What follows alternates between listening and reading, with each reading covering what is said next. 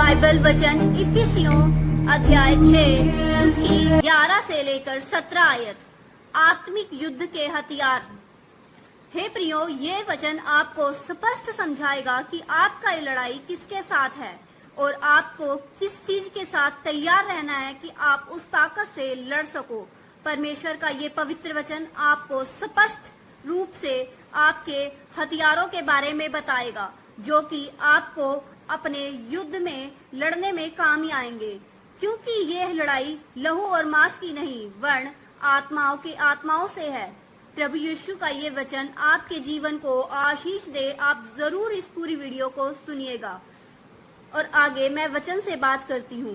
परमेश्वर के सारे हथियार बांध लो कि तुम शैतान की युक्तियों के सामने खड़े रह सको, क्योंकि मल युद्ध लहू और मांस से नहीं परंतु प्रधानताओं से और अधिकारियों से है और इस संसार के अधिकार की हाकिमों से है और उस दुष्ट के आत्माओं की सेनाओं से है जो आकाश में है।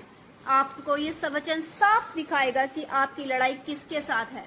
इसीलिए परमेश्वर के सारे हथियार बांध लो कि तुम उस बुरे दिनों का सामना कर सको और सब कुछ पूरा करके स्थिर रह सको। इसीलिए सत्य के साथ अपनी कमर कस के, धार्मिकता की झिलम और पाँव में मेल के सुसमाचार की तैयारियों के जूती पहनकर और इस सब के साथ विश्वास की ढाल लेकर स्थिर रहो, जिससे तुम उस दुष्ट के जलते हुए तीरों को बुझा सकोगे। आमीन।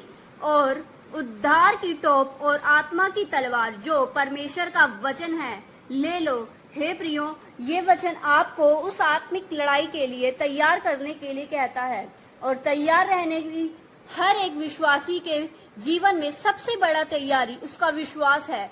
अपने विश्वास को मजबूत कीजिए वचनों के द्वारा, ताकि आपके वचन में मजबूत रहने से आपको हर एक लड़ाई में उस शैतान की युक्तियों को समझने में सहायता मिलेगी। जिस तरह से प्रभु यीशु मसीह ने जब उस पर परीक्षा की घड़ी थी, जब 40 दिनों तक शैतान ने उसे परखा, तो प्रभु यीशु मसीह ने किस तरह से उसे वचन से जवाब देकर उसे अपनी जिंदगी से दूर भगा दिया।